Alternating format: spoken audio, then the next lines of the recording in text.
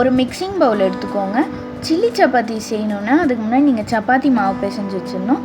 அதுக்கு நீங்கள் 1 கப் கோதுமை மாவு எடுத்து வச்சுக்கோங்க. தேவையான அளவு உப்பு போட்டுக்கோங்க.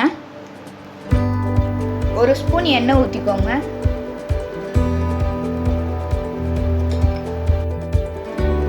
மிக்ஸ் பண்ணிக்கோங்க. இப்போ கொஞ்சம் தண்ணி ஊற்றி மிக்ஸ் பண்ணிக்கோங்க.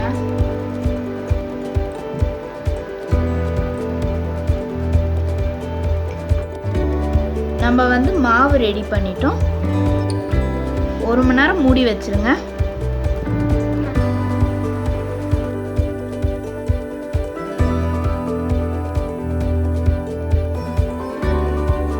உருண்டையா ஒரு மாவு எடுத்து உருட்டிக்கோங்க.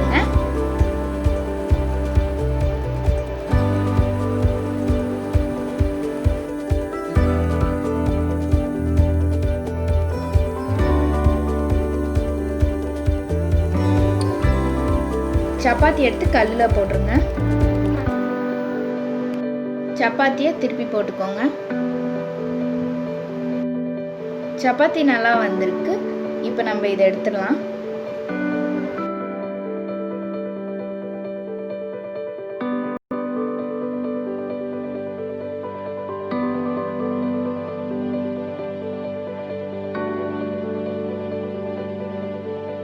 வெங்காயம், கேரட்டு, கேப்சிகம், சப்பாத்தி எல்லாம் கட் பண்ணி வச்சுக்கோங்க.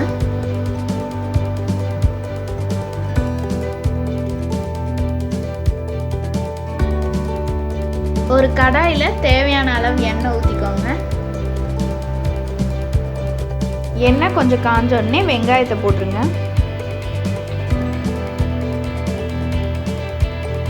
கலந்து விட்டுக்கோங்க.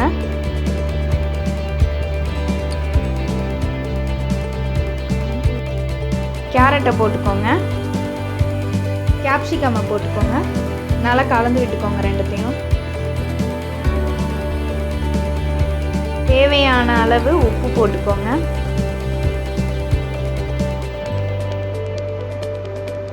கலந்து விட்டுக்கோங்க. 2 ஸ்பூன் தக்காளி சாஸ் ஊற்றிக்கோங்க.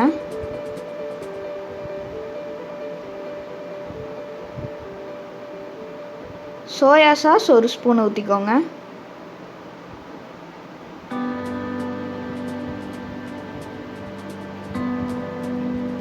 கலந்து விட்டுக்கோங்க.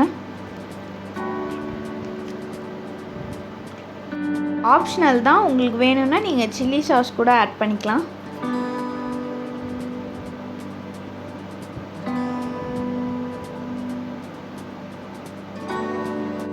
நம்ம கட் பண்ணி வச்ச சப்பாத்தி எடுத்து போட்டுக்கோங்க.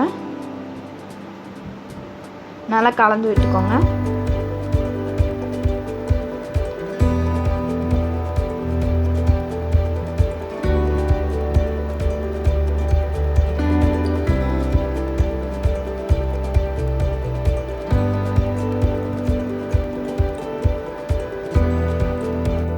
மீடியம் ஃப்ளேமில் ஒரு 5 நிமிஷம் மூடி வச்சுருங்க. நம்ம சூப்பரான சில்லி சப்பாத்தி ரெடி. நம்ம இதில் எந்த ஃபுட் கலருமே சேர்க்கல, ஆனால் எவ்வளோ நல்லா கலர்ஃபுல்லாக வந்திருக்கு பாருங்க. இப்போ நம்ம இது எப்படி வந்திருக்குன்னு டேஸ்ட் பண்ணி பார்க்கலாம்.